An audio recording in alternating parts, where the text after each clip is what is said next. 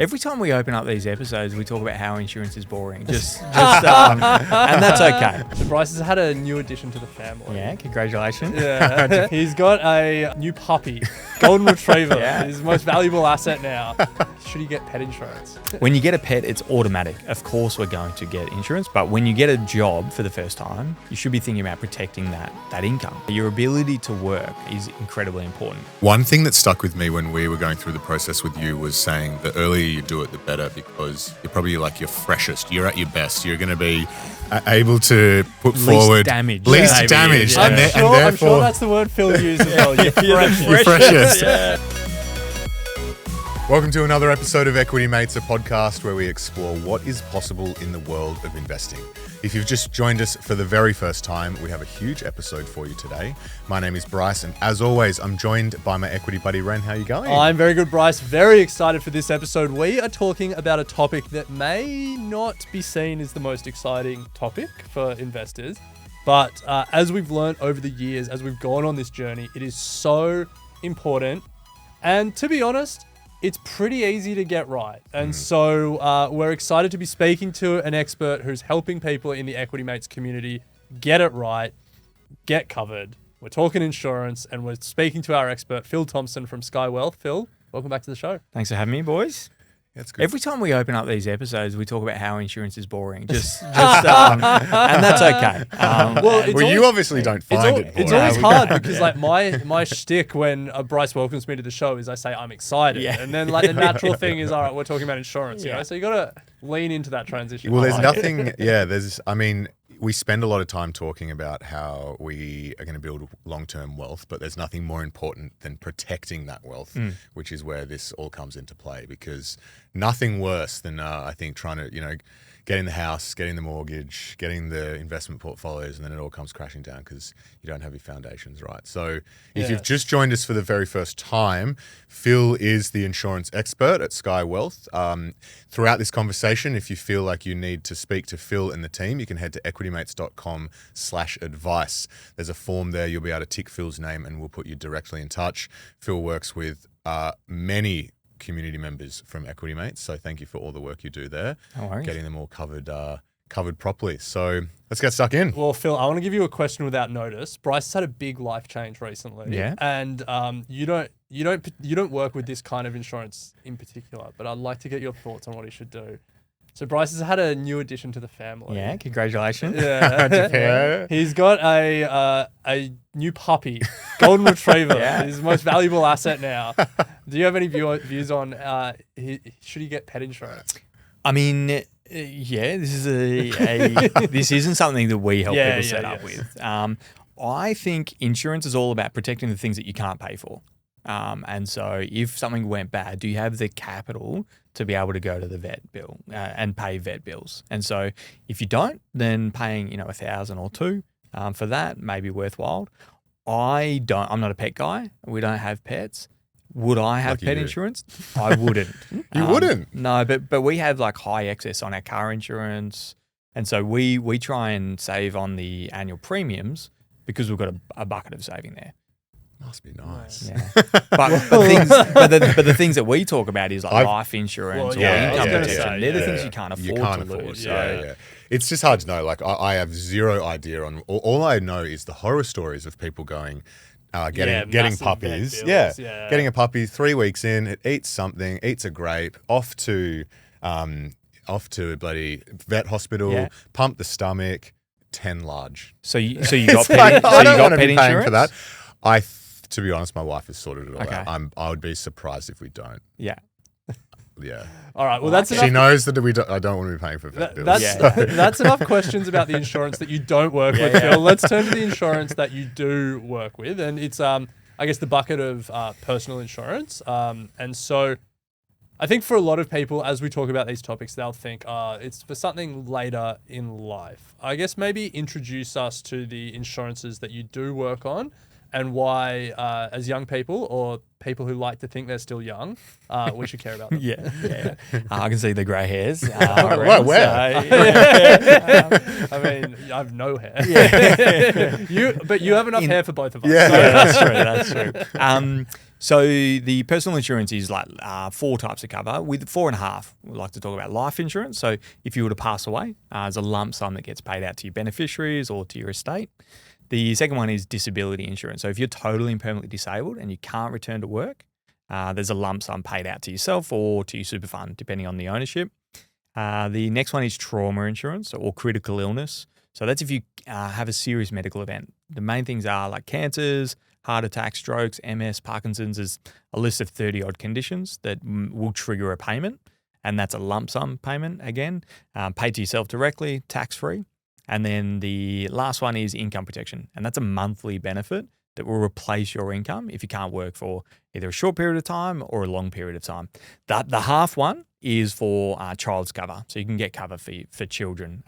Once they're at a certain age, if something seriously happens to them, like if they pass away or they get really seriously ill, then there's a lump sum payment for them because if you're a parent and your kids get sick, your own personal cover won't pay out anything. So if I take time off work, I won't get paid for my income protection if my kids are sick. So that's the kind of half cover that we talk about. So that's what we're talking about. Why should people who are younger be thinking about this now? Yeah, so personal insurance is all about what is the risk of losing it, so the likelihood of losing that thing, and what's the cost. So, back to the pet insurance. I like to compare it. Like when you get a pet, it's automatic. Of course we're going to get insurance because it may cost us $10,000. But when you get a job for the first time, you should be thinking about protecting that income because that income, provides for your lifestyle, provides for the pet insurance, provides for the pet food. But if you don't have that income because you can't go to work for health reasons, then there is no income there to, provide for the lifestyle or to invest, as we'll talk about. How does it interact with investing? They're the reasons why it's all about the cost. And that's why I was talking about if I had a pet, would I save that? Would I try and allocate money aside for those pet bills? Yeah, I probably would, and save on the insurance. But some people may say, actually, no, we want to allocate that $10,000 worth of capital and just pay $2,000 worth of pet insurance or whatever the cost is. But you don't know what the cost is, do you? He'll be on the phone to Harry after this. I'm texting her onto the table. Yeah. I think when it comes to insurance, we think about assets as things as value that are valuable and that we insure. Our house, our cars, for Bryce, his pet. But like the thing that creates the most value over our lifetime is our labor. But we don't think of it as like an asset. Yeah. We should insure. Yeah, your ability to work is incredibly important. And there's always this balance of how likely is it going to happen. We in investing, we talk about diversification. How likely is my Bitcoin going to go to zero? And so do we diversify away from Bitcoin or from gold? Like we talk about diversification when it comes to investing, and we should think about that in terms of our overall cash flow.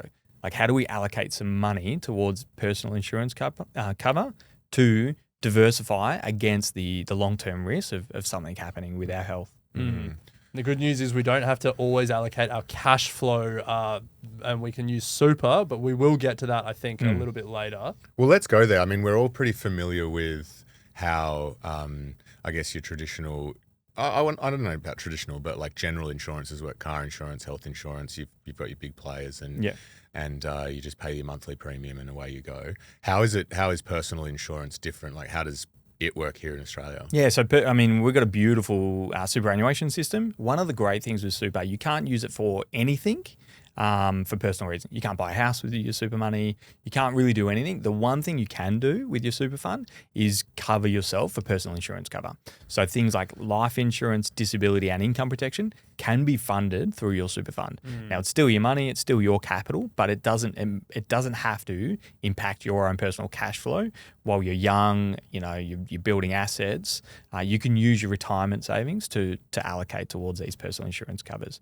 Now the trauma insurance and child's cover that has to be paid outside, and there are some benefits of potentially paying income protection outside of super depending on your tax bracket. But yeah, that's the kind of the free kick we get as Australians with our super system. Is we can actually use a percentage of that capital that's growing towards, providing that downside risk. Now, Phil, you've been on the show a number of times and you've shared plenty of insights, but I think the moment that I'll always remember as the penny dropping in one of the first times we spoke to you was when you explained how you don't just have to take the default cover, that you can actually get the insurance that is right for you, but still make your super fund pay for it. So for people who haven't heard you explain that before, maybe unpack how that works. Yeah. So as financial advisors, we've got we're kind of like mortgage brokers when it comes to insurance. So we can choose whichever insurance company that is best suited for you on your individual situation. So based on your health history, for Ren, we might choose one insurer. For yourself, Bryce, it may be another insurer based on, a whole bunch of factors. And one of the benefits is those policies can be funded from your super fund. So if you're with ART or Australian Super, whoever it is, you don't need to go to Australian Super and increase the cover because they've only got one insurance company. So if that company says, actually, we're not going to cover you, or we're going to put exclusions, or we're going to price it really high, you get what you get. Yeah.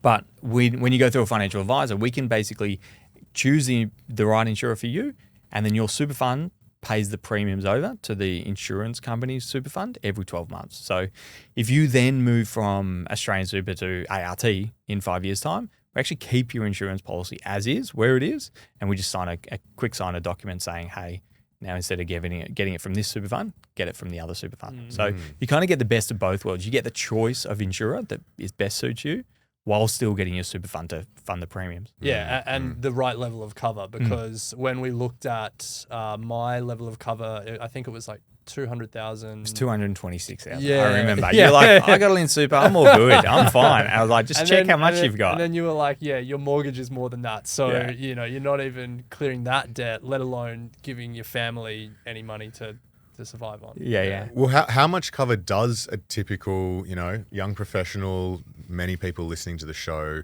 or couple need to, what is the cover generally with a mortgage? Yeah. Let's just talk generally. It's because everyone's got their individual circumstances. So basic kind of need is we like to look at covering your house loan and then covering any loss of income. And so really, and life insurance, disability, income protection is all very different. Income protection covers 70% of your income.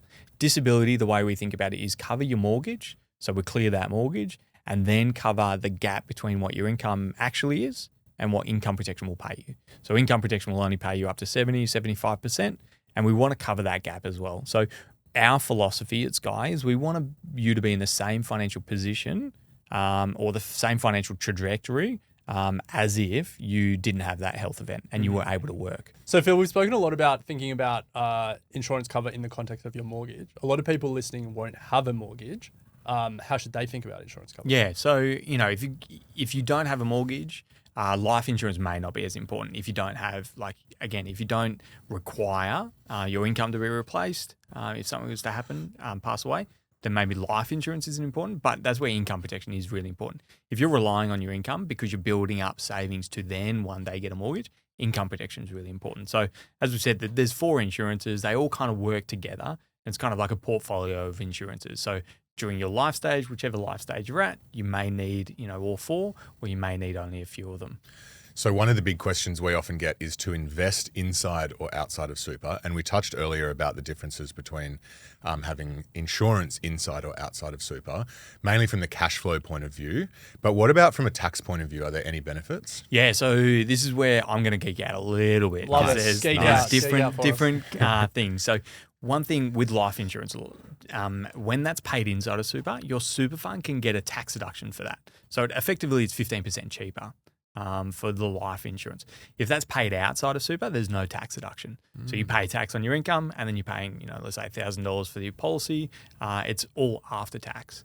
And then if you pass away and you have dependents, then the money goes tax-free to those dependents. So we're talking like financial dependents. It's not just kids, it's financial dependents. So it is a little bit complex because there's rules under superannuation system and there's rules under like the insurance system. But basically, if you've got dependents, people relying on your income and life insurance goes to them, you're not paying tax on it.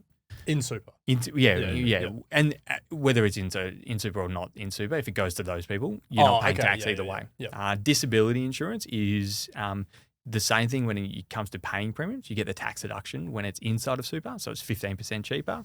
Outside of super, you're paying all tax, after-tax dollars. You don't get a tax deduction for that. Now, where it gets complex is TPD sometimes can get taxed if you get paid into the super fund and then you pull it out of the super fund.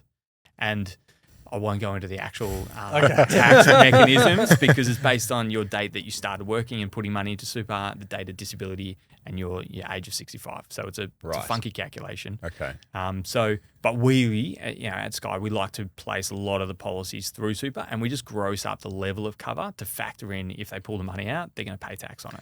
We were actually talking off air before about is there a risk when you do it in super that when it's paid into your super, you might not then meet the requirements for the super fund to release the cash? Yeah, no, not anymore. So if you're setting up a new policy, the superannuation system doesn't allow a policy to be held inside of super, that if you are eligible for a claim, the money will automatically come out of super. And that's for all types of insurances that you could hold in super? Exactly, yeah. Okay. Yeah, back 2014, they changed the rules where you used to be able to hold policies and get your super fund to pay. The claim got paid into the super fund, but you couldn't get it out. But that's no longer the case. Okay.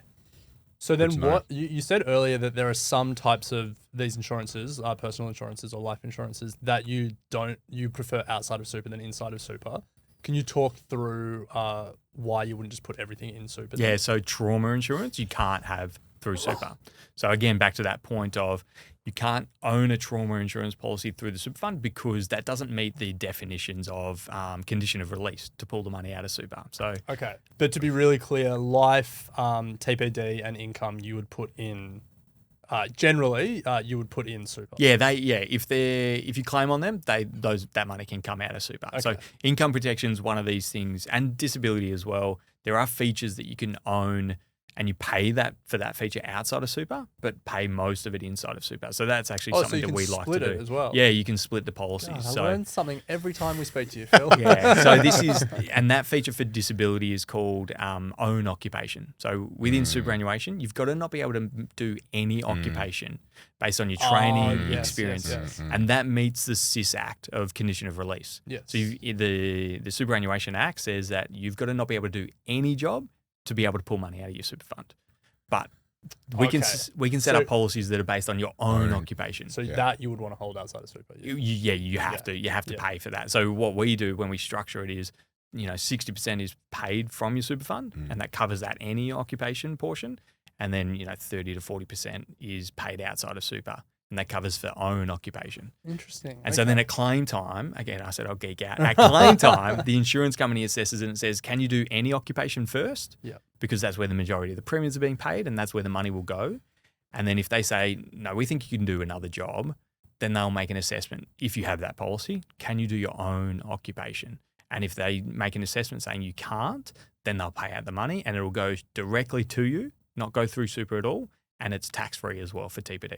Yeah, okay. So a bit complex. So we actually had a client who claimed on disability just a few weeks ago, and she got paid own occupation TPD. So it went straight to her bank account for just under $1.6 million because she's a registered nurse and can't do that, but is still able to reasonably be assessed to be able to do another occupation. So that's why they made the assessment under any occupation and then paid it out under an own occupation.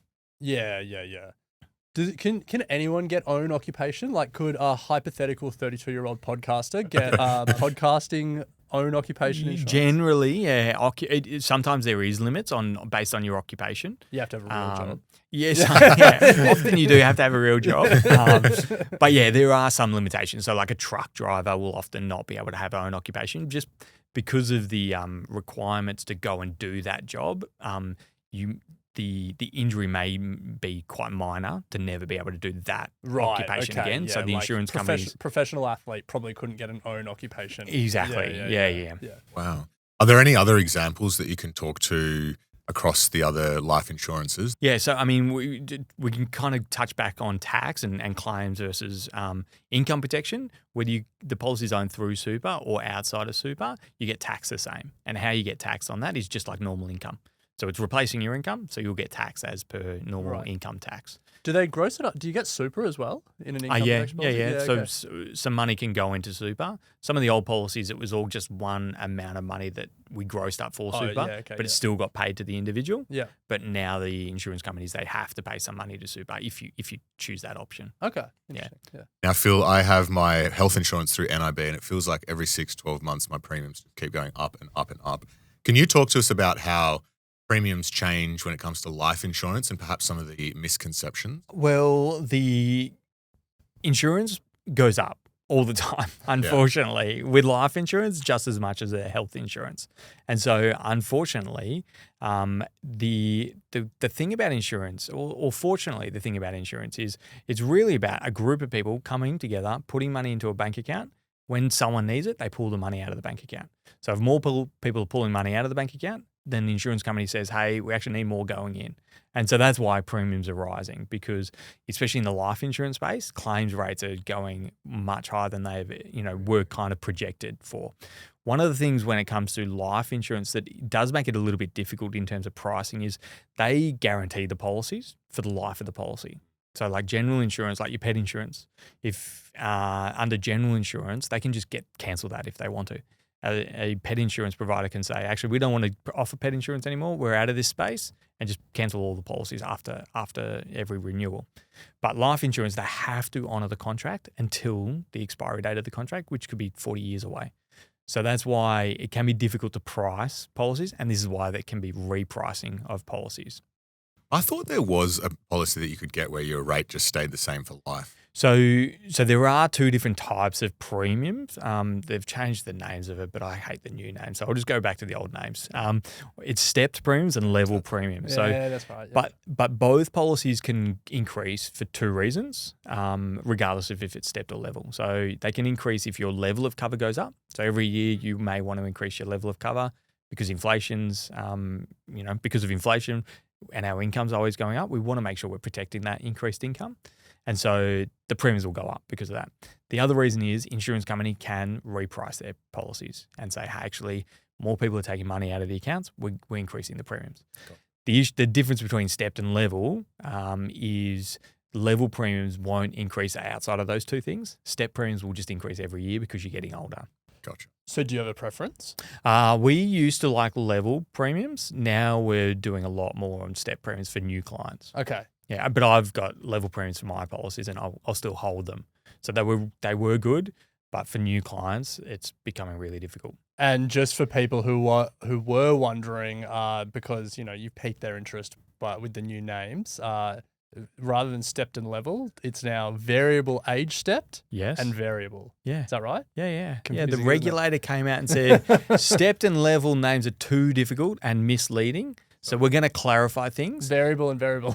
By giving those two names. It's like, thank you, regulator. The confusing, it is variable premiums and level premiums do mean completely different things. Yes. So it does make sense they changed that one. Yeah. But go step premiums and variable premiums. Yeah. I'm okay with that. But, variable age step, age-based premiums is crazy. But that's okay. Anyway, we said this would be an exciting episode for people. Yeah. So, let's talk about trade-offs, because insurance inherently is a trade-off. It's trading off some of the risk you're taking today for the certainty of something in the future.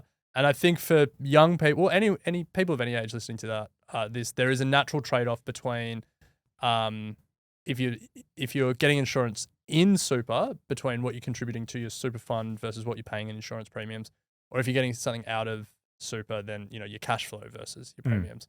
Let's hold in super, because that's where we've had more of this conversation. How should people think about the trade-offs? How should people think about what percentage of their 12% super guarantee should be going to insurance premiums? Yeah, it's really, I hate to say this, but it's a personal preference. Yeah. For me, my trade-off is I want more insurance cover. and willing to pay for that. Have you got your full 12% going to insurance premiums? No. But I set up cover when I was really young and did level premiums when I was really young. You So mean for me, variable it's premiums. now they're variable premiums, exactly. And so and it's based on your occupation as well. So someone who's 30 who is a builder is going to pay a lot of money to protect their income, because the likelihood of them going on income protection claim and potentially claiming for the next, till age 65 could be really high comparative. And so it's going to be priced really high. So the trade-offs I always think about is just think more globally about your overall insurance spend. And so that's what I try and look at trade-offs and go, yes, it's our super fund's paying for it and our contributions is going towards this, but we can put money into super to cover that cost and get a tax deduction for it, which is a good thing. So it can be tax deductible in our own personal names. But, thinking about that pet insurance that you've got, Bryce, or that you'll find out that you've got after this recording, working out, okay, is that $2,000? Is it $1,000? Like, what's the cost of that? And protecting our income and our lifestyle, is that commensurate? Would we pay 3 times on our personal insurance what we would on our pet insurance? Or would we pay half of what our pet insurance is costing? So I like to think about trade-offs in that type of a discussion and framing it that way. It's important to know that your super fund does pay for it. If you're not contributing towards it, it's going to have a massive impact on your long-term savings. But thinking about it, okay, if we can put money into super to cover that cost, then it's really just a cash flow trade-off. And then some years we may decide, actually, we're not going to contribute towards that cost because, we just had a baby, we just had a dog, whatever the cash flow tightening is. But then other years you can overpay to cover back that cost. For the average young professional mortgage living in capital city or whatnot, like, is there a general percentage of super contribution that you sort of not work towards, but find is okay? Yeah, so we have caps on what we will recommend from a compliance point of view. So we're self-licensed. So we put these kind of caps on our own recommendations. And so we won't ever recommend anyone pay more than 50% of their contributions towards insurance premiums. Now, most people are nowhere near that. I think I looked at it the other day, it's somewhere around 12% of their contributions. So 12% of 12% is, you guys can do the math because I can't. And then from a cash flow point of view, we will cap out at we'll not recommend above 10% of your income going towards the insurances. But most of the time it's 2%. Yeah, it's heaps less. 1.44%. Yes. Of your income going towards the premiums inside super. Yeah. So collectively around 3% is generally what we're seeing in our business. Yeah. And I mean, I think the important takeaway for people is what you said earlier, which is put the voluntary contribution in to quote unquote pay for your insurance premium, and then your 12% is still going to the super, your super fund, but then you've found the most tax effective way to pay for your exactly. Yeah, your life and disability insurance premiums have now become tax deductible by structuring it that way. Yeah, love it. So, one thing that a lot of people probably aren't thinking about is setting up beneficiaries in their super, which I think you can do really easily in a non-binding way, but you do need a will if you want it to be binding. Correct me if I'm wrong, but I think that's right. No. So you can do a binding nomination, and it doesn't have to have anything to do with your will. Oh, great. Yeah. Learning so much. All right, so let's talk beneficiaries and talk about, I guess, what roles beneficiaries and ownership structures play in this insurance conversation. Yeah, insurance, is a huge estate planning thing. So life insurance, all the other covers, you are still alive when you're receiving the payments. So it goes to you individually. If I can't work, I'm getting the income protection payments. But it's the life insurance that's really important to make sure you're nominating your beneficiaries. So the things like life insurance, if it's owned through the super fund, doesn't actually need to go through the will. So I don't know if you guys have ever dealt with any estate, but it can be it can take a lot of time to go through probate. The great thing about life insurance is it can go straight out to the beneficiary and not go through the will. Oh, so it doesn't form part of the estate. Yeah, okay. No, so your superannuation assets don't form part of the estate if you've got beneficiaries there. If you nominate the estate to get all the proceeds, then it goes to the estate and then gets distributed according to your will. But you can nominate your life insurance policy to go directly to your spouse or directly to your kids or, however you want to structure it, directly to your new dog. Nice. Yeah. Could you do that? No. No, I don't think so. Living it up. Yeah. Don't tell my parents because they might be giving everything they to might be their little tempted. dog. Yeah. So it's important that when you're setting up your policies, that you are also setting up a beneficiary as well. And so the way we structure it, so the superannuation fund will own the policy, but the super fund is actually the insurance company's super fund. And so the reason it has to be structured that way is because if you want Australian Super to pay the premiums, it has to go from Australian Super fund into another super fund. So the insurance companies have these kind of like bucket super funds. They don't charge you admin fees or anything. It's just a part of the policy. One thing that stuck with me when we were going through the process with you was saying the earlier you do it, the better, because you're probably like your freshest. You're at your best. You're going to be able to put forward damage. Least maybe. damage. Yeah. I'm sure that's the word Phil used as well. You're freshest. freshest. And therefore have as little exclusions as possible.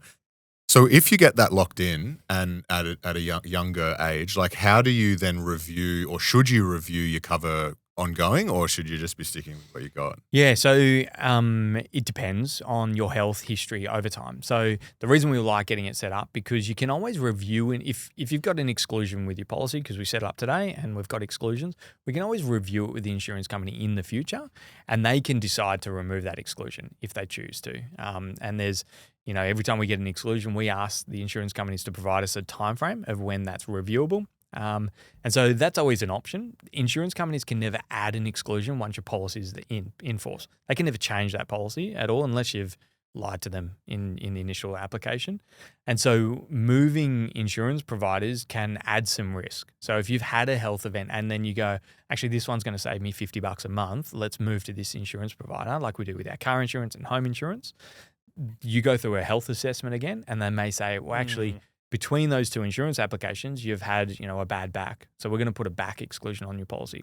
And so you don't need to automatically accept it. You will then make a choice for this exclusion. Is it worth a $50, per month saving or not? And then if you choose not to, all right, let's just keep that old policy. So with life insurance, it's not the type of policy where you want to be jumping around every 12 months and finding a new insurer because of that requirement. And it's that way, and it's really difficult to get insurance because the insurance provider is locked in for the next 40 years potentially to hold that policy, or even 60 years. Like these life insurance policies can be held until you're 100 years old.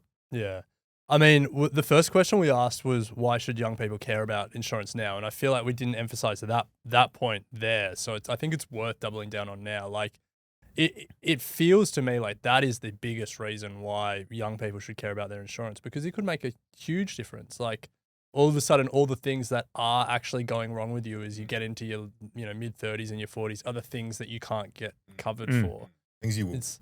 The things you want. The things that will make you most likely to claim on a policy are the things that get excluded from the policy. Yeah. And that's just insurance. Yeah. But like that is a reason, if you're young and you're healthy and you're fit, now is the time to do it. Yeah, exactly. Yeah. It's one of these things that, as we just had a conversation, before recording about some, one of our clients, said g'day to me and talked about, potentially having exclusions and going through the process. And this is one of the things that, the assessment is that point in time, and policies change over time, underwriting decisions change over time. So if someone has gone through the process and they've been declined with their super fund, it doesn't mean every insurance company is going to decline. They all make different assessments. So it's really important to, work with an advisor, whether it's Skye or another financial advisor who works in this space, because then you get the choice of funds, and then you get to pick the insurer based off your health history and not just purely picking the cheapest premium or the one that's working with my super fund.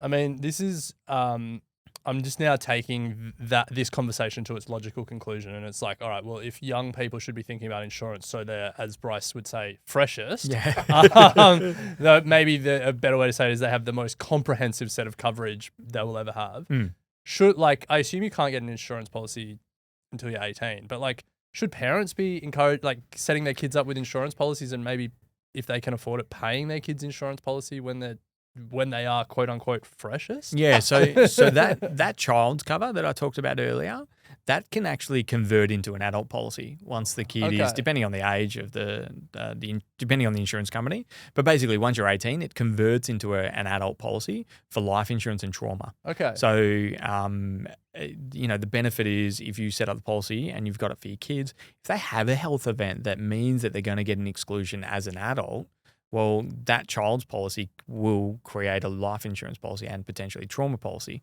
for them. Okay. And because it's underwritten and set up before that health event, it's not going to have that inbuilt exclusion. It's not something that I wouldn't be saying as an adult, if you have kids, it's a must to get insurance for you and them just in case something happens to them.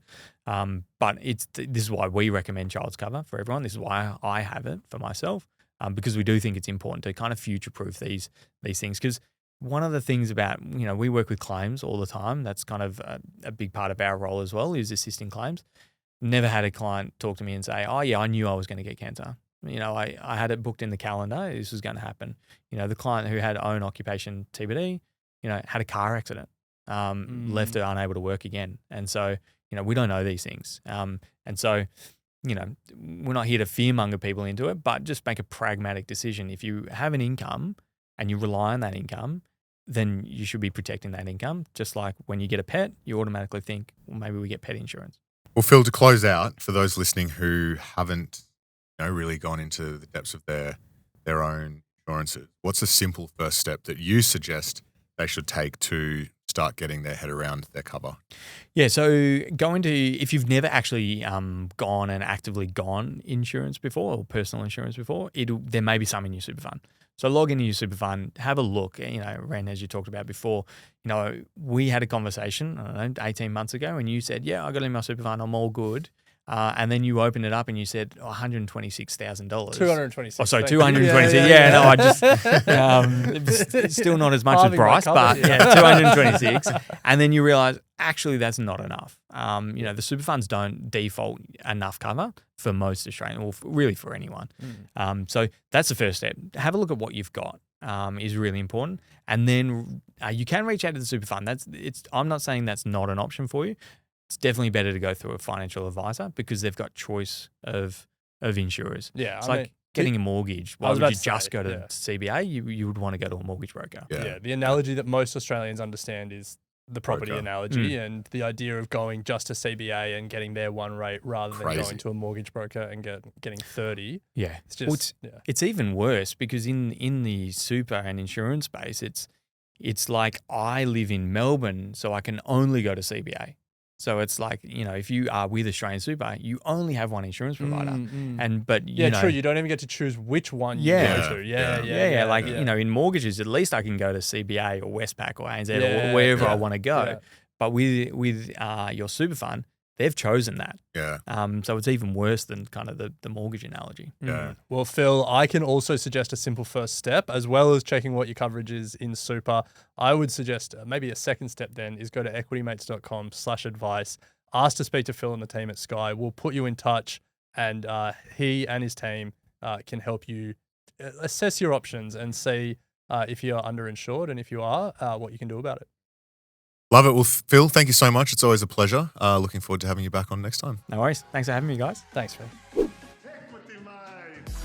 I will say this about investing. Everything you do learn is cumulative. What I learned at 20 is useful.